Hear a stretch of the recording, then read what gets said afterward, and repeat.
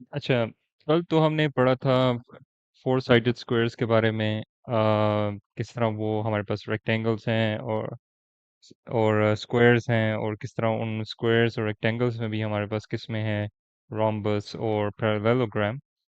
ऐसा ही हमारे पास ट्रायंगल्स में भी बहुत सारी शेप्स हैं और उनकी अपनी प्रॉपर्टीज हैं। ट्रायंगल्स की आप कह सकते हैं थोड़ी ज़्यादा है, क्योंकि इसमें हम दो कैटेगरीज में उनको हम डाल देते हैं।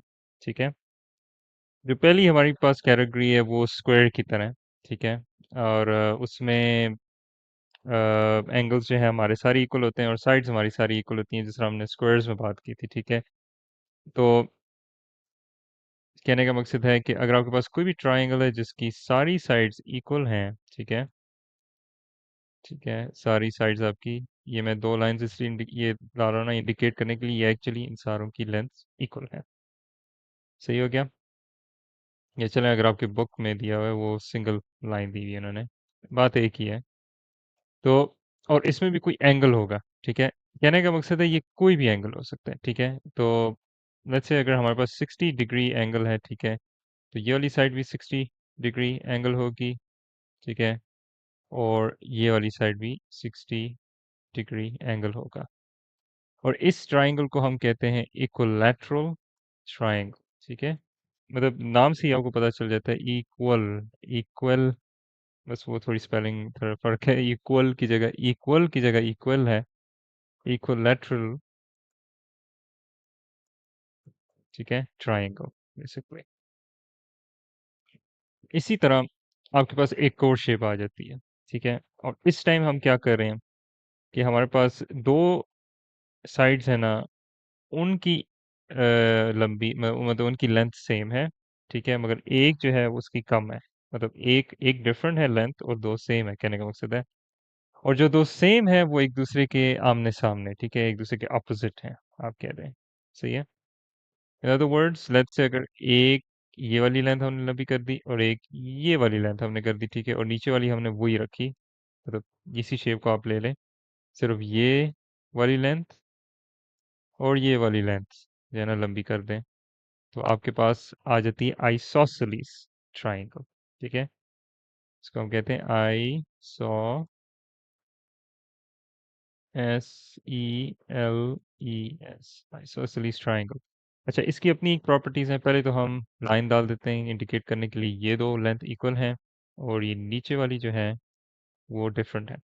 सही है, मगर इसमें जो चीज़ इंटरेस्टिंग वो ये है कि हमारे पास जो इधर के एंगल हैं, जो एक दूसरे के आमने सामने वाली लाइन जो एंगल है उनके वो सेम होते हैं। ठीक है, लेट्स से अगर ये वाला एंगल 75 है, तो ये वाला एंगल भी 75 ही होगा। ठीक है, और ये वाला कुछ भी हो सकता है। तो लेट्स लेट्स से हमारा 30 है, 30 दे देते हैं। मगर इनमें ट्रायंगल्स और स्क्वायर्स में या फोर साइडेड शेप रेक्टेंगल्स में, इन दो शेप्स में ये फर्क है, मतलब एक हमारे पास फोर साइड्स हैं और एक हमारे पास थ्री साइड्स हैं। अब क्योंकि हमने एक साइड कम कर दी है, हमारा जो टोटल एंगल है, पहले तो हमारे पास क्या था, 360 ना, इस 360 डिग्रीज था चार शेप्स की। ठीक है, चाहे वो स्क्वायर हो या रेक्टेंगल हो। ठीक है, इसी तरह, ठीक है, अब हमारे पास थ्री साइडेड है, तो आप गैस कर सकते हैं कि हमारा टोटल एंगल कम होगा।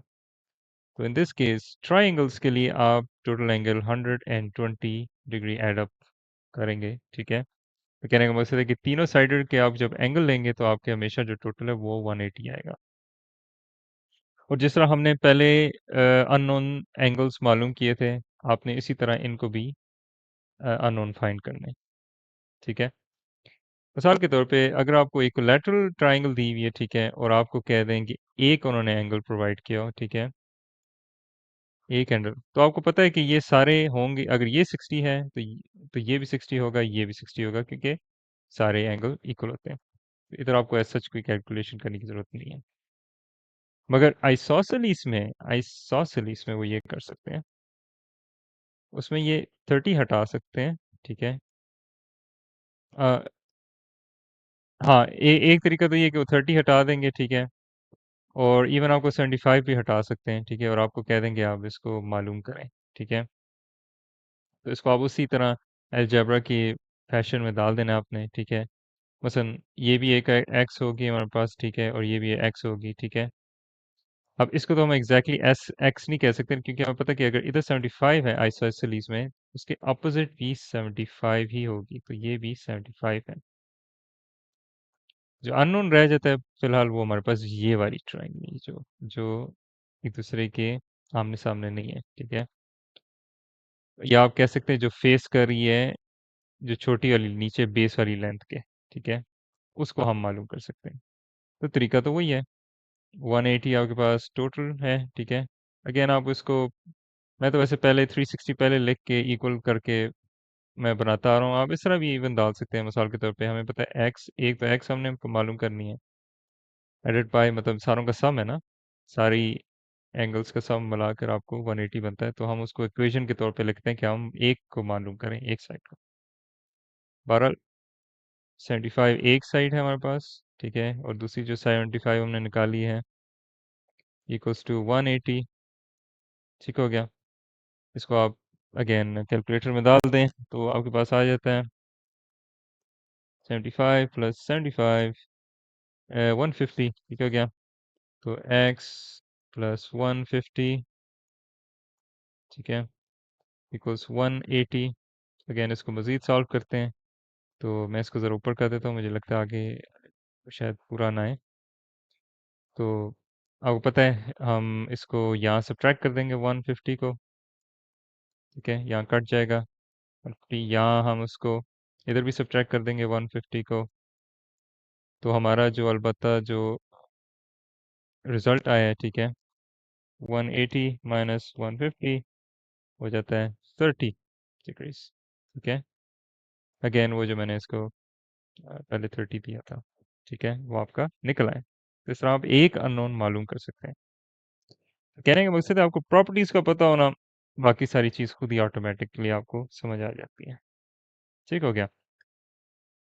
तो ये तो हमारी एक लैटरल और आइसोसेलेस होती है। फिर हमारे पास एक आती है, जैसा ट्रेपेजॉइड के बारे में हमने पढ़ा था कि हमारे पास एक ऐसी शेप है, फोर साइडेड शेप है, जिसकी ना कोई लेंथ इक्वल है ना कोई एंगल इक्वल है। तो उसको हम कहते हैं स्केलीन के नाम से, ठीक है, वो स्केलीन कहलाएगी। इसके एक्चुअली मैं एग्जैक्ट सही तरह शेप नहीं बना सकता, मगर कहने का मकसद है कि आपके पास ये वाली लेंथ भी डिफरेंट है, ये वाली लेंथ भी डिफरेंट है, और ये वाली लेंथ भी डिफरेंट है, और ये जो एंगल्स हैं ये भी एक दूसरे के इक्वल नहीं है, ठीक है। तो इसको हम स्केलीन करेंगे, ठीक हो गया, स्केलीन ट्राइंगल। अच्छा, इसको छोड़ के ये तो आपके पास तीन टाइप्स होती हैं, कोलैटरल, आइसोसेलेस और स्केलिन। फिर आ जाती है हम ट्राइंगल्स को उनकी एंगल से, सिर्फ एंगल से उनको आइडेंटिफाई करते हैं, ठीक है। तो इन अदर वर्ड्स, अगर हमारे पास ये स्केलीन जो ट्राइंगल अभी मैंने बात की है, ठीक है, इसकी कोई भी साइड इक्वल नहीं होती, ठीक है, ये तीनों साइड से हैं हमारे पास डिफरेंट हैं, ठीक है, मगर अगर इनके पास एक राइट एंगल, ठीक है, इसको राइट एंगल को भी हम कहते हैं ना 90 degrees, right angle equals to 90 degrees. तो राइट एंगल अगर हमारे पास 90 डिग्रीज है, ठीक है, तो इसको हम कहीं, इसका नाम ही एक्चुअली राइट एंगल ट्राइंगल है बेसिकली। तो this is a right R angle triangle. मतलब इस ट्राइंगल का मेरिट जो है वो उसकी लेंथ के साथ इसका कोई ताल्लुक नहीं, इसका बस एक 90 डिग्री इसका निकला है ना, इसको हम राइट एंगल ट्राइंगल कहते हैं, ठीक है। एक बस इसका 90 डिग्री होगा, राइट एंगल ट्राइंगल, बस ये आपने याद रखना है। ये आगे इंपॉर्टेंट है क्योंकि हमने आगे पढ़ना है पाइथागोरस थ्योरम, ठीक है, जिसको कोई लोग पैथागोरस थ्योरम भी कहते हैं। और वो हम इसलिए यूज करते हैं कि अगर हमने किसी अननोन लेंथ के बारे में मालूम करना चाहते हैं। अभी तक तो हमने एंगल्स की बात की थी ना, कि किस तरह हम अननोन एंगल्स मालूम कर सकते हैं, ठीक है। जैसा फोर साइडेड शेप में हमने किया था, 360 के बराबर हम कर देते थे एंगल से, और अभी हम 180 के साथ कर रहे हैं। और वैसे तो स्क्वायर्स में हमने सिंपल पढ़ लिया था कि यूजुअली ये होता था कि या सार चारों साइडें बराबर होती हैं या एक दो साइड बराबर होती है, तो उससे भी हम लेंथ मालूम कर सकते हैं कि अगर हमें एक की पता है तो हमें दूसरी की पता चल जाती है। मतलब हम उसमें अलजेब्रा वगैरह नहीं यूज करते जैसे हम एंगल्स में करते थे। मगर राइट एंगल ट्राइंगल में आप पाइथागोरस यूज करके अननोन साइड्स मालूम कर सकते हैं, मतलब लेंथ, अननोन लेंथ मालूम कर सकते हैं। ठीक है, ये मैं वैसे आपको एडवांस में बता रहा हूँ, ये आगे हम किस तरह करेंगे, ये बात की बातें हैं। अभी हमारा फोकस सिर्फ एंगल्स पे है और उसको हम बाय एंगल हम एक ट्राइंगल को क्या नाम देते हैं। ठीक हो गया। अच्छा, अब आ जाते हैं हमारे पास दूसरी ट्राइंगल। अगर हमारे पास कोई ऐसी ट्राइंगल है, ठीक है, ऐसी कोई ट्राइंगल है, उसकी एक साइड जो है हमारे पास 50 है, एक साइड हमारे पास 85 है और एक साइड हमारे पास 45 है। ठीक हो गया। अब इधर जो चीज नोट करने वाली ये है कि आपके पास तीनों साइड जो हैं वो 90 से कम है। ठीक है, 90 डिग्री से कम है। पहले तो हमने बात की थी ना कि अगर 90 एग्जैक्ट एक साइड हो जाए तो हमारे पास राइट एंगल ट्राइंगल हो जाती है। तो इन दिस केस इसको हम क्या कहेंगे, एक्यूट, एक्यूट ट्राइंगल। ठीक हो गया। मतलब इसकी तीनों साइड जो है ना, सारों की सारों 90 से कम होनी चाहिए। उसमें तो एक साइड अगर 90 के बराबर है, इक्वल है, तो अब राइट थी। मगर अब एक्यूट में हमारे पास ये सारा। ठीक हो गया, सिंपल। इसमें कोई मतलब कोई रॉकेट साइंस नहीं, कोई कुछ नहीं। तो इस तरह ही आपसे आपको, अभी हमने बात की 90 के बराबर, 90 से कम, तो अगली बात यही हो सकती है ना कि 90 से अगर क्या होता है, अगर हमारे पास 90 से ज़्यादा होती है, तो अब हम ये बात कहेंगे कि अगर हमारे पास एक एंगल, एक एंगल, वर्डिंग पे भी ख्याल रखें, एक एंगल 90 के बराबर, राइट, तीनों साइड जो हैं 90 से कम, एक्यूट। तो एक एंगल हमारे पास ज़्यादा हो 90 से, मतलब 125 डिग्रीज लेट्स से अगर इसका है एक एंगल, तो that means it's an obtuse. ठीक है, तो वो एक ऑब्ट्यूस ट्रायंगल हो जाती है। अब पेपर में इसमें सवाल इस तरह ही आ सकते हैं कि आपको वो एक शेप दे देंगे और आपको ये बता देंगे भाई उसकी एक की जो है ना एंगल जो है बता देंगे, या तीनों के एंगल बता देंगे, 90 से कम होंगे, आपसे कहेंगे what kind of triangle is that, तो आपने बता देना है एक्यूट है। या इन दिस केस आपको एक एंगल दे देंगे और ज़रूरी नहीं 125 हो, 240 भी हो सकता है या कुछ भी हो सकता है। नो सॉरी, 240 तो नहीं हो सकता, 180 से कम होना चाहिए, माय बैड। 150 हो सकता है या 180 हो सकता है, तो आपने बता देना इट्स एन ऑब्ट्यूस। या अगर एक ही हमारे पास 90 डिग्री है, वो जो स्क्वायर जो हम बनाते हैं यार, ठीक है, तो इस तरह करके स्क्वायर जो है और ट्राइंगल आपने बता देना that's a right angle triangle. ठीक हो गया। तो ये आपके पास ऑब्ट्यूस ट्राइंगल है। ठीक है, अब इस तक कहानी हमारी ख़त्म हो जाती है। ठीक है, अब और हमें इसके मज़ीद पढ़ने की ज़रूरत नहीं है ट्राइंगल्स में। बस वो जो साइड्स अननोन है उसका आपने ख्याल रखना है, लेंथ्स अननोन है वो आपको शेप से ही अंदाज़ा हो जाता है। मिसाल के तौर पे अगर आपको एक कोलैटरल ट्राइंगल दे देते हैं, मैंने बात की थी ना कि एक साइड पता है तो आपको तीनों साइड्स पता है, तो आपने बस प्रॉपर्टीज़ को देखना है और क्वेश्चन को ऑब्जर्व करना है वो आपसे क्या पूछ रहे हैं। अगेन ये आपको प्रैक्टिस और ऑब्जर्वेशन के थ्रू जो है ना ये आ जाएगा। और याद रखें कभी कभार ये भी होता है कि कई ट्राइंगल्स एक से ज़्यादा की कॉम्बिनेशन भी हो सकती है। ठीक है, और मेरा मतलब ये है कि मिसाल के तौर पे लेट्स से हमारे पास एक ये वाली ट्राइंगल उन्होंने दे दी है, ठीक है, ये वाली, और इसमें उन्होंने यहाँ स्क्वायर डाला है, टेढ़ा स्क्वायर इस तरह डाल देंगे, तो हमें पता है कि ये 90 डिग्री है। ठीक है, और आपसे कहेंगे what type of triangle is that. ठीक है, आपके दिमाग में तो होगा हाँ चलो एक 90 डिग्री है तो राइट एंगल ट्राइंगल। ठीक है, वो बात भी सही है। अगर एक और आपने चीज़ ये नोट करनी है कि हमारे पास ये वाली लेंथ, सॉरी, ओहो, हमारे पास, एक मिनट, ये वाली लेंथ, ठीक है, और ये वाली लेंथ, ठीक है, दोनों बराबर हैं। ठीक है, ये इन अदर वर्ड्स ये वाली लेंथ और ये वाली लेंथ दोनों बराबर हैं, और ये जो है ना ये डिफरेंट है। वैसे तो उन्होंने इस तरह नहीं दिया होगा, उन्होंने आपको इस तरह दे दिया होगा कि आप ये लाइंस वगैरह नहीं देंगे। अब कह देंगे ये 10 है हमारे पास लेंथ, और ये भी 10 है, मतलब इस लाइन की और इस लाइन की, मतलब दो साइड्स हैं, और नीचे बेस वाली साइड उसकी 14 है। तो ये आप देख सकते हैं डिफरेंट है, मगर ये सेम है और ये सेम है, और ये एक दूसरे के मतलब आमने सामने है। तो हम इसको आइसोसेलीस भी तो कह सकते हैं ना, क्योंकि आइसोसेलीस की ये कंडीशन थी ना कि आपके पास जो दो साइड्स हैं वो पैरेलल हैं। ठीक है, और एक साइड जो है ना आपकी इस तरह है। क्योंकि एक तो एंगल वाली बात तो हमने राइट एंगल ट्राइंगल मतलब 90 डिग्रीज पे छोड़ दी ना, मगर लेंथ की बात करें तो हमारे पास दो पैरेलल हैं, और मतलब दो सेम है और एक हमारे पास डिफरेंट है, तो वो आइसोसेलीस भी कहलाएगी। तो आप इसको कंबाइन करके बोल सकते हैं कि this is a right angle, मतलब सॉरी राइट, सॉरी इसको मैं तो सही लफ्ज है, राइट आइसोसेलीस हो ट्रायंगल, इसको हम कहेंगे बेसिकली, ये इसका एक्चुअल नाम है। ठीक है, तो आपने इस तरह चीज़ों को डिकोड करना है, कहने का मकसद ये है।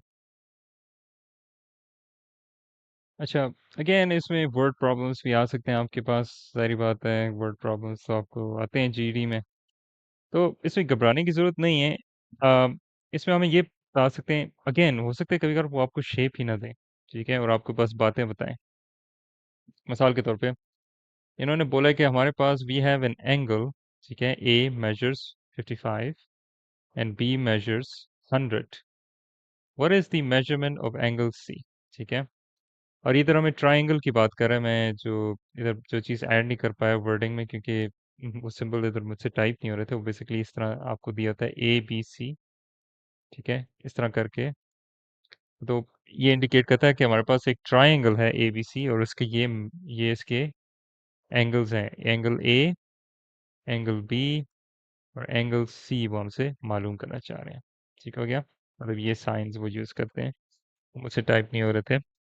एनीवेज, ये अगेन सिंपल सी बात है, हमें पता है कि 55 एंगल ए है। ठीक है, अगेन इसको हम वो इसी जो नॉर्मल इक्वेशन जो हम करते आ रहे हैं, ठीक है, हम प्लस सारे कर देते हैं ना एंगल्स, और फिर उसको इक्वेट कर देते हैं टोटल के साथ। तो 55 हमारे पास एंगल ए है, 100 हमारे पास एंगल बी है, ये किसके इक्वल है, ओ सॉरी मैं भूल ही गया, सी तो भूल ही गया हम, तो उसको हम एक्स दे देते हैं, सी का हमें नहीं पता, और इसको हम बराबर कर देते हैं 180 के साथ। तो अगेन आपने इसको सॉल्व कर देना है, तो 150 प्लस वन, फिर 100 कितने हो जाएंगे, 155 प्लस एक्स 180। अच्छा, अब आपने क्या करना है, आपने सब्ट्रैक्ट कर देना है। ठीक है, तो हम इसको सब्ट्रैक्ट कर देते हैं 155 को एक साइड से, तो ये तो ख़त्म हो जाएगा, और जो चीज़ हम एक साइड में करते हैं हम दूसरी साइड में करते हैं, जैसे हम करते आ रहे हैं जबर में। तो इसको आप सब्ट्रैक्ट कर दें कैलकुलेटर में, जो हमारे पास क्या आ जाएगा, 155, सॉरी 180 माइनस 155, 25, या इन अदर वर्ड्स जो हमारे पास एंगल, सॉरी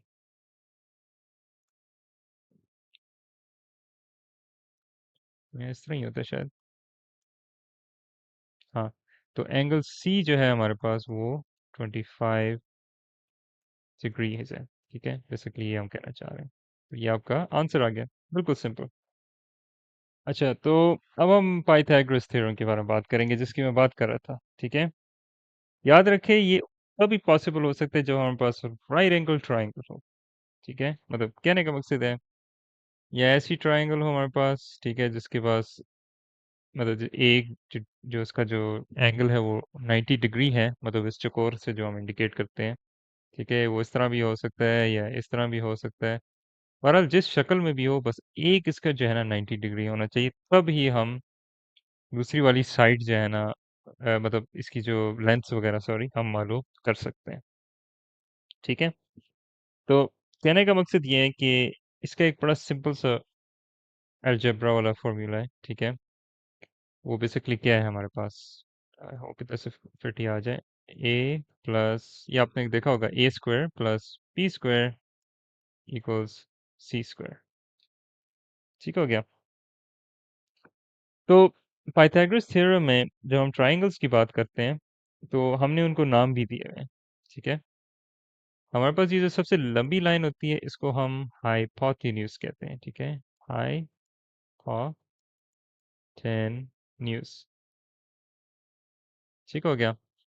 और आई बिलीव जो नीचे वाली जो लाइन है, ठीक है, ये बेस जो है जिसको आप कहते हैं, इसको हम एडजेसेंट भी कह सकते हैं,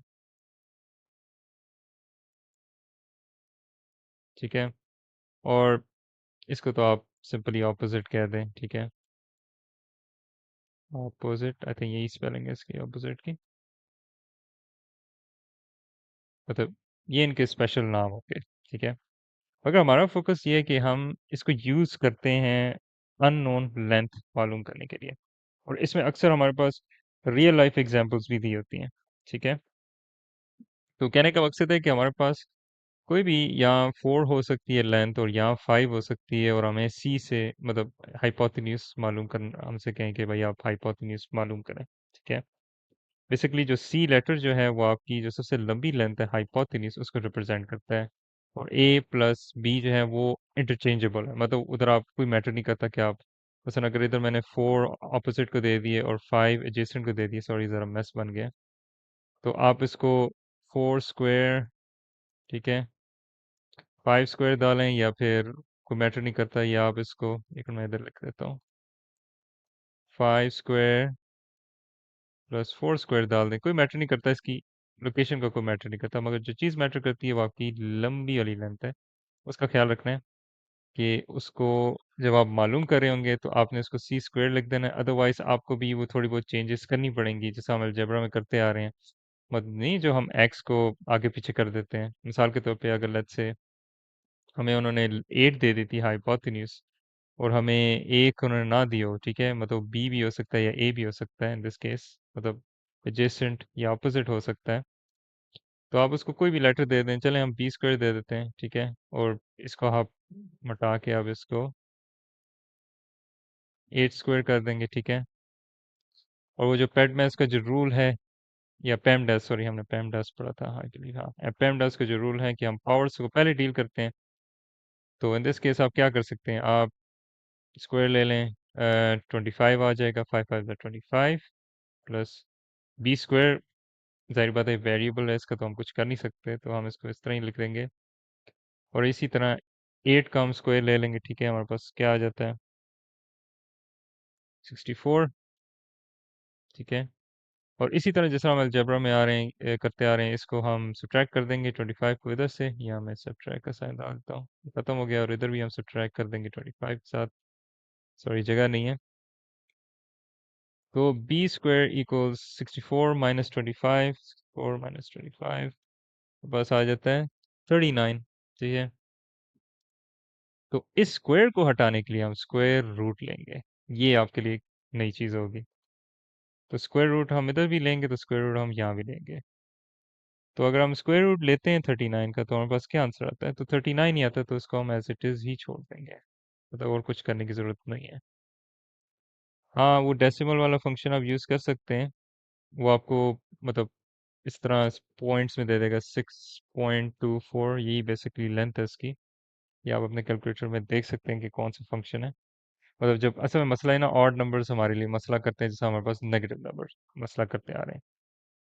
मगर इधर जो चीज़ समझ नहीं की है कि आपने एक्स की जगह बी यूज़ की है, ठीक है। मैंने आपको शायद याद हो, मैंने एक्सप्लेन किया था कि आप कोई भी लेटर वेरिएबल के लिए यूज़ करें, एक्स यूज़ करें, वाई एक्स करें, जी यूज़ करें, कोई मैटर नहीं करता। अलजेब्रा में लेटर्स जो हैं बस वो एक बताते हैं कि हमारे पास एक अननोन क्वांटिटी है, उसको आइडेंटिफाई करने के लिए, क्योंकि इधर हमारे पास ये है ना, ए बी और सी है ना, मतलब हम साइड्स के साथ डील करते हैं, इवन दो ए बी इतना मैटर नहीं करते, मगर वो भी एक साइड से साइड्स है ना, मतलब दो साइड्स, एक अलग में और एक लंबी साइड में, तो इसलिए हमने इनको 3 लेटर्स दिए हुए हैं। मतलब फॉर्मूला को अंडर, कहने का मकसद है कि फॉर्मूला को अंडरस्टैंड करने के लिए हम ये इतने डिफरेंट लेटर्स वगैरह रखे हैं, मगर उनका फंक्शन रिलेटिवली सेम ही होता है। तो इसकी एक और मिसाल ले लेते हैं जो ज़रा लेस कंफ्यूजिंग है, ठीक है? मिसाल के तौर पे लेट्स से हमारे पास एक राइट एंगल ट्राइंगल है अगेन, ये मैं चौकोर डाल दिए। एक उसकी साइड 3 है, ठीक है, 3 फीट है, और एक 4 है, ठीक है। और वो आपसे मालूम करना चाह रहे हैं कि ये वाली साइड क्या है, इसकी लेंथ क्या है। तो आपको पता है कि ये ए बी, मतलब बी या ए कोई मैटर नहीं करता, तो ये एक साइड पे हमारे पास तो 3 स्क्वायर प्लस 4 स्क्वायर। पिछले एग्जाम्पल में तो हमने सिर्फ हाइपोटेन्यूज हमें पता था ना, उस वो 8 था हमारा, ठीक है। मतलब इस एग्जाम्पल पे तो हम नहीं ले रहे। तो इन दिस केस आपको पता है कि ए स्क्वायर बी स्क्वायर, ठीक है, a square plus b square equal c square होता है ना। तो ए बी तो हमें पता चल गया 3 और 4 है, मगर सी हमें नहीं पता, तो हम इस दफा सी को स्क्वायर दे देंगे। और ये तो बड़ा कैरी फॉर बड़ा सिंपलिस्टिक है, क्योंकि इधर आपने कोई चीज़ मूव करने की ज़रूरत नहीं है, क्योंकि ऑलरेडी सी अकेला है, ठीक है। आपने बस ये पावर्स के साथ डील करना है। कहने का मकसद ये हमारे पास 3 3 ज़र 9 हो जाएंगे, मतलब 3 का स्क्वायर लेंगे 16, सॉरी 16 और सी स्क्वायर। इन अदर वर्ड्स ये हमारे पास कितना हो जाता है 25 सी स्क्वायर। और स्क्वायर रूट हटाना है, स्क्वायर रूट इधर लिया, स्क्वायर रूट इधर लिया। 25 का स्क्वायर रूट लें 5, सी तो हमारा स्क्वायर रूट क्योंकि ख़त्म हो गया था। और अगेन आप इसको फ्लिप भी कर सकते हैं, एक ही बात है। सी इक्वल्स 5 लिखें या 5 इक्वल सी लिखें, एक ही बात है, फ्लिप आप कर सकते हैं। तो इन दिस केस हमारे पास जो अननोन लेंथ है वो थी 5 फीट। तो ये आपका टोटल पाइथागोरस थ्योरम है। फ़र्क आपने ये है कि बस आपने ये ख्याल रखना है कि अगर हमें ए अननोन हो या बी अननोन हो, तब हमें चेंजेस करने की ज़रूरत है। तब हमें ए को बाहर निकालना होगा, बी को निकालना होगा या ए को निकालना होगा, जो हमारी पिछली एग्जाम्पल में हमने देखा था। मगर अदरवाइज अगर हमें सी सिर्फ मालूम करना है, तब तो स्ट्रेट फॉरवर्ड है जो आपके सामने। तो ये आपका पूरा पाइथागोरस थ्योरम हो गया। अगला इंशाल्लाह हमारा पैरामीटर और एरिया है। तो आज के लिए इतना ही मेरे ख्याल से काफ़ी है, और फिर आपको समझ आया होगा। अगर आपको कोई सवाल है तो आप पूछ लीजिएगा। तो हाँ, तो आज का लेसन ख़त्म हुआ।